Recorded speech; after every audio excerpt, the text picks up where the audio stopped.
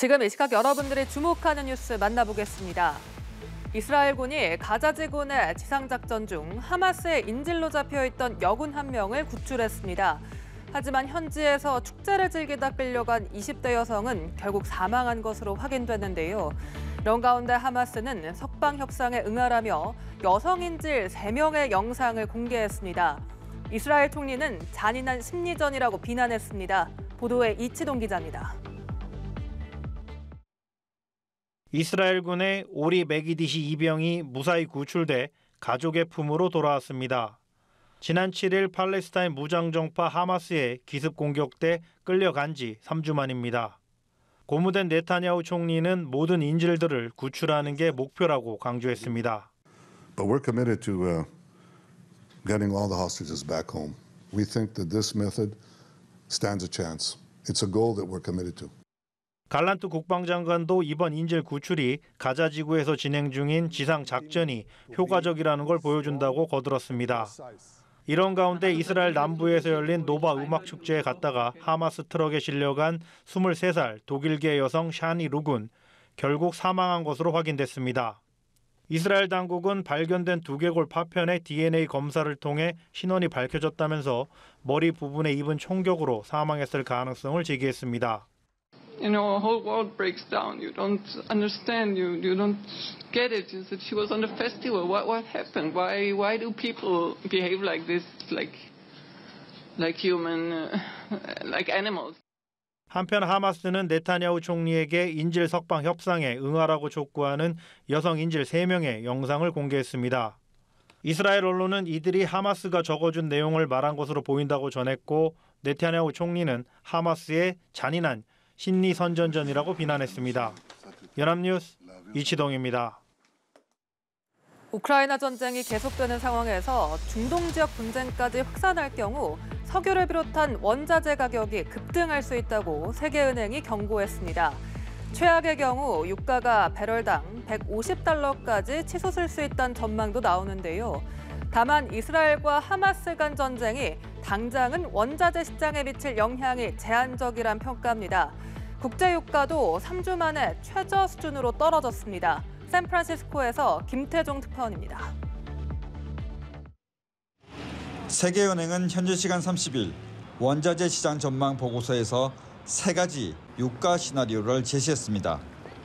이스라엘과 하마스 간 전쟁이 다른 중동 지역으로 확산할 경우 석유 공급에 차질이 생길 수 있다며 역사적 사례에 기반을 둔 시나리오입니다. 첫 시나리오에서 세계은행은 세계 석유 공급량이 하루 50만에서 200만 배럴 줄어들 경우 유가가 배럴당 $93에서 $102로 오를 것으로 추산했습니다. 이 시나리오에서 석유 공급량 감소는 2011년 리비아 내전 때와 비슷합니다.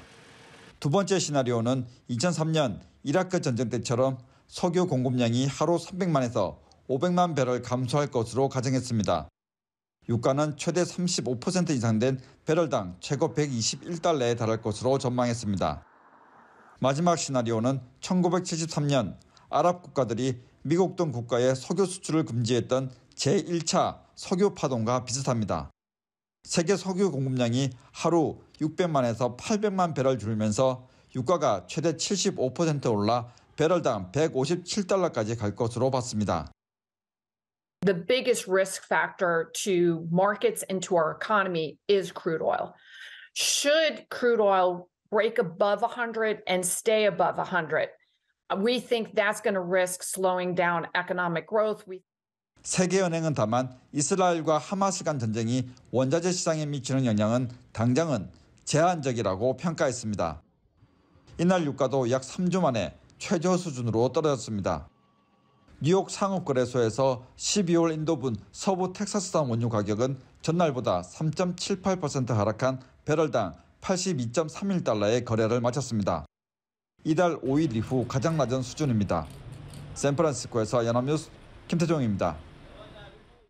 지난달 반도체 생산이 큰 폭으로 늘며 전 산업 생산 지수가 2달 연속 올랐습니다. 투자도 상승세를 지속했고 소비 부문은 석 달 만에 반등했습니다.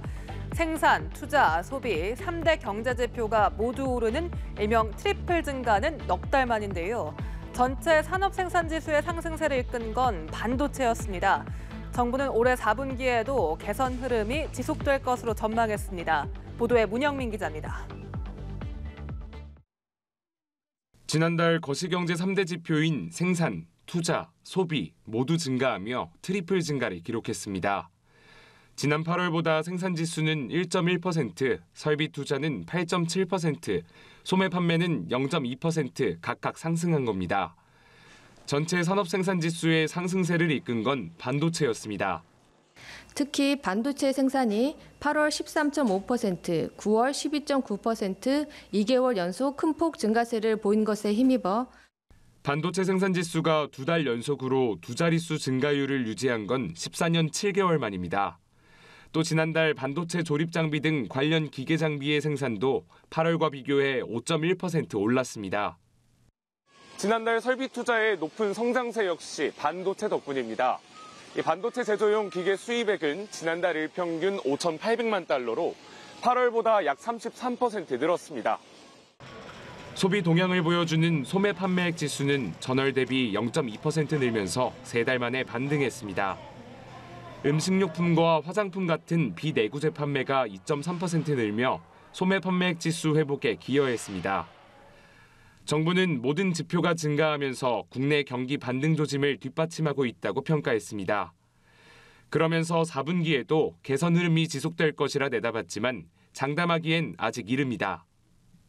이스라엘, 하마스 사태 등 중동 지역 긴장 고조와 국제 유가 변동성 확대, 주요국 통화 긴축 장기화 우려 등 대외 불확실성이 지속되고 있습니다.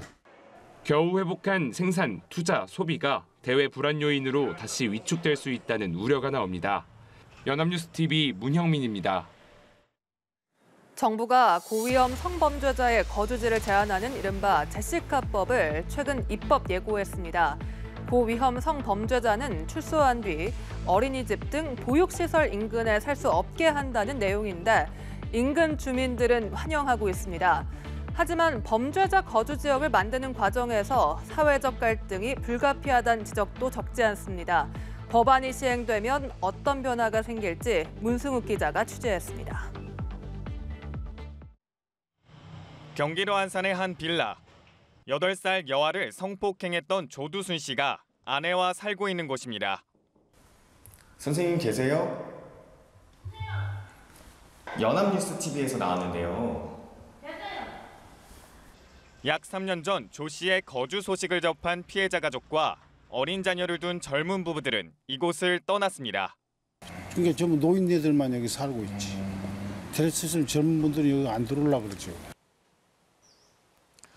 조두순 씨 집에서 불과 200m 정도에 떨어져 있는 곳에 있는 어린이집입니다. 조 씨가 이곳으로 이사를 온 직후 원생이 하나둘씩 빠져 현재는 폐원한 상태입니다.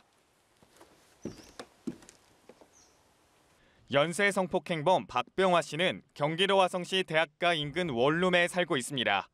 방 구할 때 1순위가 후문을 피하는 거였거든요. 후문에 그 범죄자 산다는 얘기 듣고. 최근 법무부는 이 같은 고위험 성범죄자들의 주거지를 제한하는 내용의 입법을 예고했습니다. 법안이 시행되면 13세 미만 아동을 대상으로 하거나 3회 이상 성범죄를 저지른 이들 중 10년 이상 형을 선고받은 경우 주거지가 제한됩니다. 조 씨와 박 씨도 적용 대상입니다. 주민들은 환영하고 있습니다. 제시카법은 좋은 것 같아요. 성범죄자들은 재범률이 좀 높아서 좀 떨어져 있어야지 그래도 재범을 좀 줄일 수 있지 않을까. 뭐 제가 결혼해서 애 낳아도 불안함은 없어질 거고 그런 게 사라지면 뭐 안전하다고 생각할 거니까 있으면 좋죠. 그런 제도가. 지자체도 관련 예산과 인력 낭비를 줄일 수 있을 것으로 기대합니다. 안전지킴이 운영이라고 박병화 관련 사업을 하고 있거든요. 24시간 윤번 근무고 총 투입된 예산은 3억 7,500만 원. 다만 범죄자 거주 지역을 만드는 과정에서 극심한 사회적 갈등이 불가피하다는 지적도 적지 않습니다. 연합뉴스TV 문승욱입니다. 학생에게 레드카드를 준 초등학교 교사가 아동학대 혐의로 검찰에서 기소유예 처분을 받은 사건이 있었습니다. 해당 교사가 이에 반발해 헌법소원까지 제기했는데요. 헌법재판소는 정당한 훈육이었다며 교사의 손을 들어줬습니다. 앞으로 교육 현장에도 적지 않은 영향을 줄 것으로 보입니다. 홍석준 기자가 보도합니다. 2021년 전주의 한 초등학교 담임교사 A씨는 수업 시간에 잘못을 한 학생들의 이름표를 교실 칠판에 레드카드 옆에 붙였습니다. A씨는 레드카드를 받은 학생들과 방과 후에 함께 교실 청소를 하는 이른바 레드카드 제도를 운영했습니다. 하지만 학부모가 A씨를 신고했고 지속적으로 담임 교체를 요구했습니다. 검찰은 A씨에 대해 아동학대 혐의로 기소유예 처분을 내렸습니다. 이에 A씨는 헌법재판소에 해당 처분을 취소해달라는 헌법소원 심판을 냈습니다. 결과는 재판관 전원 일치 의견의 심판 청구 인용이었습니다. A씨의 레드카드 제도가 정상적인 훈육이었다고 판단한 겁니다. 헌재는 A씨가 학생들을 교육할 목적으로 레드카드를 줬다고 볼 여지가 있다며 처분 취소를 결정한 이유를 설명했고 기소유예 처분에 중대한 수사 미진의 잘못이 있다고도 지적했습니다. 헌재는 청구인의 평등권과 행복 추구권을 침해했다고 강조했습니다. 교사의 교육 행위가 기소 대상이었다는 것 자체가 사실은 저희가 문제 제기를 해오던 입장이었기 때문에 헌재 판결에 대해서 저희가 반갑게 여기고 있습니다. 앞서 대법원은 이 사건과 관련해 과도한 교권 침해가 있었다고 인정하기도 했습니다. A씨를 신고한 학부모가 반복적으로 담임교사 교체를 요구한 건데 대법원은 올해 9월 이 행위가 교육활동 침해에 해당한다고 봤습니다. 교사의 교육활동을 부모 등 보호자가 침해하거나 부당하게 간섭해서는 안 된다는 대법원의 첫 판단이었습니다. 정상적인 훈육을 인정하는 사법부의 판단이 이어지면서 교육 현장에도 적잖은 영향을 줄 것으로 보입니다. 연합뉴스TV 홍석준입니다.